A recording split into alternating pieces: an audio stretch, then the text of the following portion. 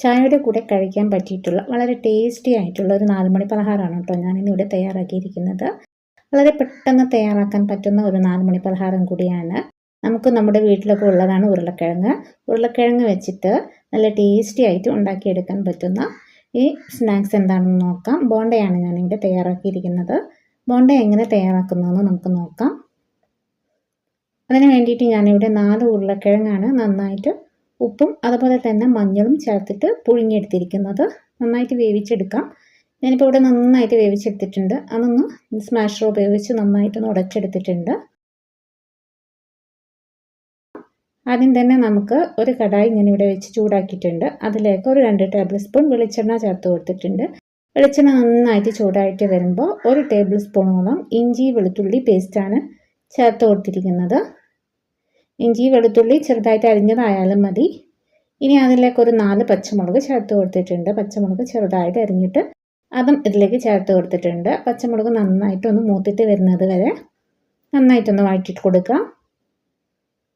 ഇനി അതിലേക്ക് ചേർത്ത് കൊടുക്കുന്നത് കറിവേപ്പിലയാണ്. കറിവേപ്പില ഞാനിവിടെ ചെറുതായിട്ട് കട്ട് ചെയ്തിട്ടാണ് ഇട്ട് കൊടുക്കുന്നത്. ഏകദേശം 1 ടേബിൾ സ്പൂണോളം കറിവേപ്പില അരിഞ്ഞത് ഇട്ട് കൊടുത്തിട്ടുണ്ട്. അത് ഇട്ട് കൊടുത്തിട്ട് നന്നായിട്ടൊന്ന് നമുക്ക് മൂപ്പിച്ചിട്ടെടുക്കാം. ഇപ്പോൾ ഇതാ പച്ചമുളകും കറിവേപ്പിലൊക്കെ നന്നായിട്ട് മൂത്തിട്ട് വന്നിട്ടുണ്ട്. ആ സമയത്ത് നമുക്കിതിലേക്ക് ചേർത്ത് കൊടുക്കേണ്ടത് സവാളയാണ്. ഞാനിവിടെ അത്യാവശ്യം നല്ല വലുപ്പമുള്ള സവാളയാണ് 2 എടുത്തിരിക്കുന്നത്. സവാള നന്നായിട്ട് ചെറുതായിട്ടൊന്ന് അരിഞ്ഞെടുത്തിട്ടുണ്ട്. അപ്പോൾ ചെറിയ സവാളയാണെന്ന് വെച്ചാൽ 3 വീതം എടുക്കാം. ഇതിപ്പോൾ വലുതായതുകൊണ്ട് 2 എടുത്തിരിക്കുന്നത്. എന്നിട്ട് സവാളയും നന്നായിട്ട് വഴന്നിട്ട് വരുന്നവരെ നമുക്ക് വഴറ്റി കൊടുക്കാം. സവാള പെട്ടെന്ന് വഴന്ന് വരുന്നതിന് വേണ്ടിയിട്ട് ഞാനിതിൽ ഉപ്പ് ചേർത്ത് കൊടുത്തിട്ടുണ്ട്. ആവശ്യത്തിലുള്ള ഉപ്പും ചേർത്ത് നമുക്ക് സവാള നന്നായിട്ടൊന്ന് വഴറ്റിയിട്ടെടുക്കാം. ഇപ്പം നമ്മുടെ സവാളയൊക്കെ ഏകദേശം ഒന്ന് വഴന്ന് വന്നിട്ടുണ്ട്. ഇനി നമുക്ക് ഇതിലേക്ക് ഈ മിക്സിലേക്ക് വേണ്ട മസാലപ്പൊടികളൊക്കെ ചേർത്ത് കൊടുക്കണം. ഒരു 1/4 ടീസ്പൂൺ മഞ്ഞൾപ്പൊടി ചേർത്ത് കൊടുക്കാം. എന്നിട്ട് അതിൻ്റെ പച്ചമണം മാറുന്നത് വരെ ഒന്ന് നന്നായിട്ട് വഴറ്റിയിട്ടെടുക്കാം. ഇനി നമുക്ക് ഇതിലേക്ക് എരിവിന് ആവശ്യത്തിനുള്ള മുളക് പൊടി ചേർത്ത് കൊടുക്കാം. ഞാനിപ്പോൾ ഇവിടെ 1 ടീസ്പൂൺ മുളക് പൊടിയേ ചേർത്ത് കൊടുക്കുന്നുള്ളൂ. കാരണം നമ്മൾ ഇതിൽ പച്ചമുളക് എടുത്തിട്ടുണ്ട്. അപ്പോൾ ഒരു 4 പച്ചമുളക് ഇട്ട് കൊടുത്തിട്ടുണ്ടല്ലോ. ഇനി ഇതിലേക്ക് ഒരു 1/2 ടീസ്പൂൺ കുരുമുളക് പൊടി ചേർത്ത് കൊടുത്തിട്ടുണ്ട്. അതുപോലെ തന്നെ 1/2 ടീസ്പൂൺ ഗരം മസാലയും ഇത്രയും ചേർത്ത് കൊടുത്തിട്ട് ആ പൊടികളുടെ പച്ചമണം മാറുന്ന വരേക്ക് നന്നായിട്ട് വഴറ്റിയിട്ടെടുക്കുക.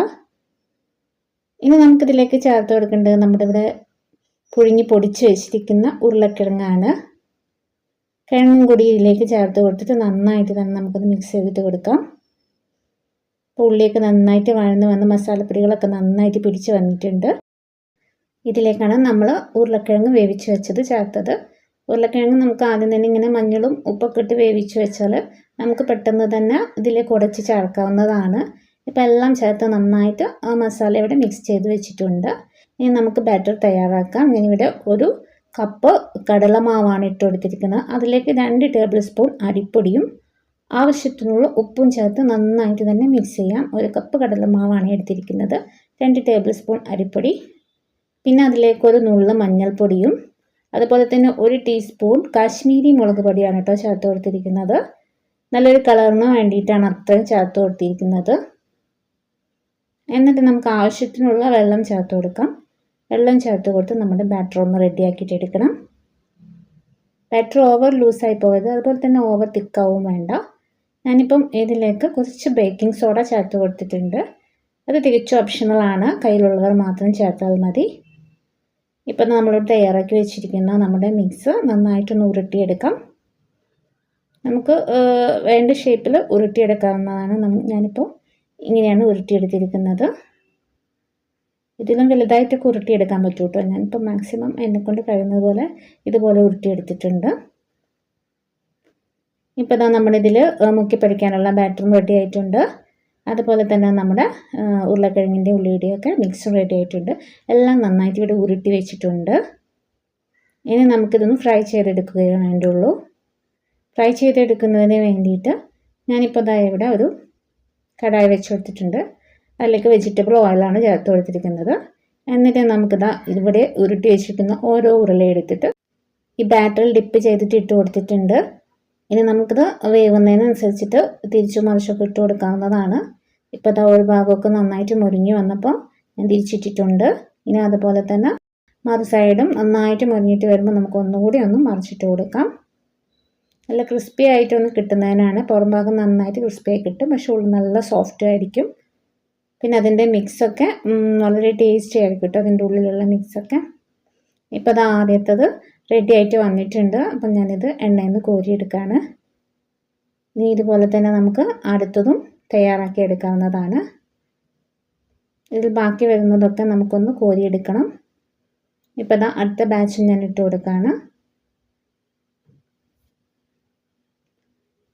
നമുക്കിതിൻ്റെ മസാലയൊക്കെ തയ്യാറാക്കി വെച്ചിരുന്നാൽ നമുക്കിത് പെട്ടെന്ന് തയ്യാറാക്കാവുന്നതാണ്.